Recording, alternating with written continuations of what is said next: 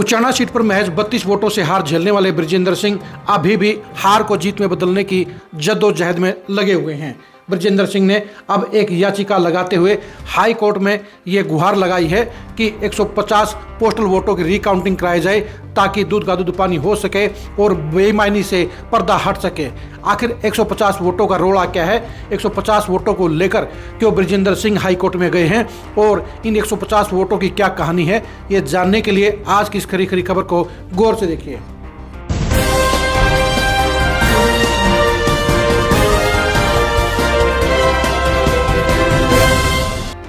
बृजेंद्र सिंह के बेटे बृजेंद्र सिंह विधायक बनने के लिए अब भी मशक्कत कर रहे हैं। अब उन्होंने हाई कोर्ट में एक याचिका लगाई है जिसमें कहा गया है कि पोस्टल के 150 वोटों की रिकाउंटिंग कराई जाए। उन्होंने कहा है कि काउंटिंग के दौरान अगर हार जीत का अंतर कैंसिल किए गए वोटों से कम होता है तो ऐसे में पोस्टल वोटों की गिनती होनी चाहिए, लेकिन उनके मामले में ऐसा नहीं किया गया। चुनाव अधिकारी ने उनके साथ नाइंसाफ़ी की। वो 32 वोटों से चुनाव हारे थे, लेकिन 150 पोस्टल वोटों को कैंसिल कर दिया गया था। उन्होंने कहा कि ये कैंसिलेशन इसलिए की गई क्योंकि उन्हें बताया गया कि इन 150 वोटों के इन्वलॉप की स्कैनिंग नहीं हो पाई और इसलिए उनको कैंसिलेशन में डाल दिया गया। बृजेंद्र सिंह ने अब ये गुहार लगाई है कि इन 150 पोस्टल वोटों की रिकाउंटिंग कराई जाए ताकि ये पता चल सके कि वो वोट किसको पड़े थे। आप खुद ही सुनिए कि बृजेंद्र सिंह ने इसके बारे में क्या कहा है।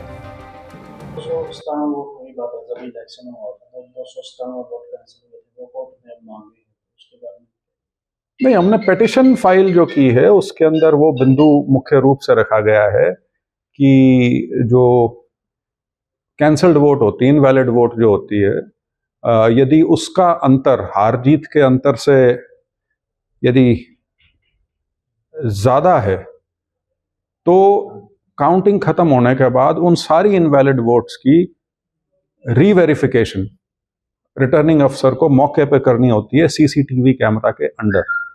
वो नहीं हुई है और उसमें खास तौर पे मेरे को अब संख्या तो नहीं पता कितनी है, लेकिन बताते हैं शायद 150-60 वोट ऐसी हैं जो सिर्फ इसलिए रिजेक्ट की गई हैं कि लिफाफे के ऊपर जो वो स्कैन का मार्क होता है वो स्कैनिंग उनकी नहीं हो पा रही थी तो रिजेक्ट के डब्बे में डाली गई। जबकि जो इलेक्शन के रूल्स हैं उसमें क्लियर प्रावधान है कि जहां स्कैनिंग नहीं हो पा रही उन लिफाफों को किस प्रकार से फिर खोलना है। तो ये पूरी प्रक्रिया जो है ये हमारी गिनती में मिस हो गई है, तो वो हमारा एक मुख्य आधार है जो हम इलेक्शन पिटीशन में गए।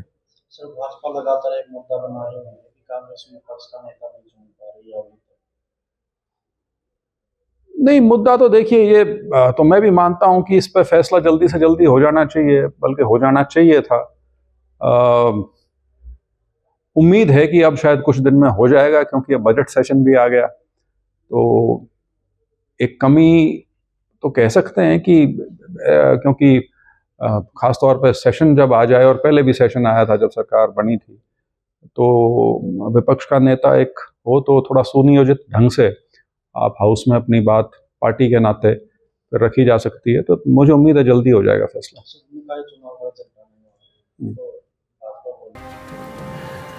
बृजेंद्र सिंह को अभी भी यह उम्मीद नजर आ रही है कि अगर 150 पोस्टल वोटों में उनके पक्ष में ज़्यादा वोट रहे तो बाजी पलट सकती है। इसलिए वो हाई कोर्ट में गए हैं और ये गुहार लगाई है कि उनके साथ इंसाफ किया जाए और 150 पोस्टल वोटों को गिना जाए। बृजेंद्र सिंह का दर्द वाजिब भी है क्योंकि महज 32 वोटों से चुनाव हारने के बाद कसक तो रह जाती है कि अगर थोड़ी सी कोशिश और की जाती तो वो चुनाव जीत जाते, लेकिन वो चुनाव हार चुके हैं। लेकिन इसके बावजूद भी उन्होंने हथियार नहीं डाले हैं और यही वजह है कि वो अभी भी जीत की उम्मीद बांधे हुए हैं। उन्हें लगता है कि 150 पोस्टल वोटों में से 100 से ज़्यादा वोट उनको हो सकते हैं। तो ऐसे में अगर ये फिगर आया तो उनकी जीत हार का मामला पलट सकता है और वो हारी हुई बाजी जीत सकते हैं। यही वजह है कि बृजेंद्र सिंह हाई कोर्ट में गए हैं। हाई कोर्ट इस मामले में अब चुनाव आयोग को नोटिस जारी करेगा और उसके बाद कार्रवाई आगे बढ़ेगी। इस मामले में लंबा टाइम लगेगा, लेकिन बृजेंद्र सिंह को उम्मीद है कि उनको इंसाफ मिलेगा और वो चुनाव जीत जाएंगे। लेकिन ये देखने की बात रहेगी कि 150 पोस्टल वोटों को लेकर चुनाव आयोग का जवाब क्या आता है, उसके बाद रिकाउंटिंग को लेकर हाई कोर्ट क्या फैसला करता है और उसके बाद अगर रिकाउंटिंग होती है तो उसमें परिणाम क्या निकलता है। तब तक बरजिंदर सिंह को सिर्फ इंतजार ही करना पड़ेगा। आप बरजिंदर सिंह की पॉलिटिक्स को लेकर क्या सोचते हैं, कमेंट करके जरूर बताइए। क्या बरजिंदर सिंह लंबी रेस के घोड़े साबित होंगे या अपने पिता की विरासत को गंवाने का काम करेंगे? इसके बारे में अपनी राय जरूर दीजिए। क्या बरजिंदर सिंह अपने पिता बरिंदर सिंह की सियासत को सफलता से संभालने में कामयाब रहेंगे? इसके बारे में भी कमेंट करके जरूर बताइए। आप हमारे फेसबुक पेज को फॉलो कीजिए, आप हमारे यूट्यूब चैनल को सब्सक्राइब कीजिए। नमस्कार।